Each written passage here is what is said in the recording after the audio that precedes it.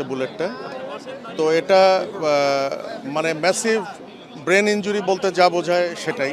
সুপ্রিয় দর্শক মণ্ডলীরা, যখন ওসমান গনি হাদি শুক্রবারে নামাজ পড়ে বের হয়ে যাচ্ছিলেন, সেখানে তার অটোরিকশাকে টার্গেট করে একজন হুন্ডা আরোহী দুজন সহকারে তাকে গুলি করে। দেখুন, শুনুন। আমাদের বাসা এখানে, আমরা নিচে নেমে আসি। আসার পরে আমরা এখানে দেখি একজন লোক গুলিবিদ্ধ।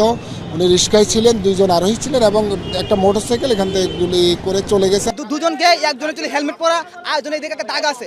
আমার সন্দেহ হচ্ছে এই বাইক যে গুলি করছে, যে বাইকে ছিল, দুজনের মধ্যে একজন গত শুক্রবারে বাসাতে ছিল, এমনকি বাসাতে ওর খুবই আন্তরিকতা ছিল। আমাদের কাছে ফুটেজ আছে। পর্যায়ে তাকে তার সঙ্গী সাথীরা তাকে দ্রুতগতিতে অটোতে করে তাকে হসপিটালে নিয়ে যাওয়া হয় এবং সেই জায়গায় ডাক্তার যে তার কথাগুলো বলেন সেটা শুনুন। একটা বুলেট কানের ওপর দিয়ে বাম দিক দিয়ে ঢুকে ডান দিকে বের হয়ে গেছে বুলেটটা। তো এটা মানে ম্যাসিভ ব্রেন ইনজুরি বলতে যা বোঝায় সেটাই। এবং ব্রেন স্টিম মগজের যে কাণ্ড, সেই কাণ্ডের পাশ দিয়ে বুলেটটা বের হয়ে গেছে, কাণ্ডেরও ইনজুরি হয়েছে। এখন ওনাকে কৃত্রিম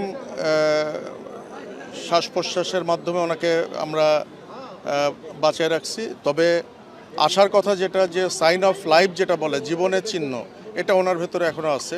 এরকম অবস্থা যদি হয় তাহলে বাংলাদেশের অবস্থা ভবিষ্যতে খুবই খারাপ হবে। ডাক্তার কি বলে শুনুন।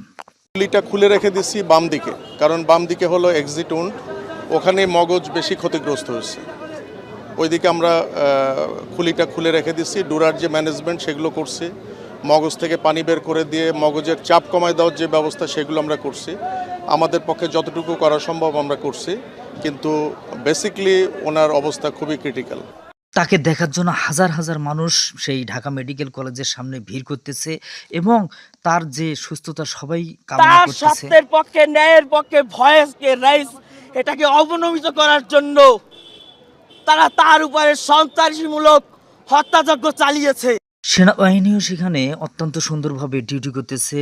তারপরে ডাক্তার দেখো, আগামী 72 ঘন্টায় এটা খুবই ক্রিটিক্যাল। মানে এই অবস্থায় ব্লাড দিয়ে এবং এই যে ফ্ল্যাকচুয়েটিং ডাইনামিক অবস্থাতে আমরা কোনো রকমভাবেই কোনো স্টেটমেন্ট পরিষ্কার দেওয়া কঠিন। এরপরে এই ওসমান গনি হাদিকে পরিবারের সম্মতি নিয়ে ঢাকার এভার কেয়ার হসপিটালে তাকে লাইফ সাপোর্ট নিয়ে চিকিৎসা করা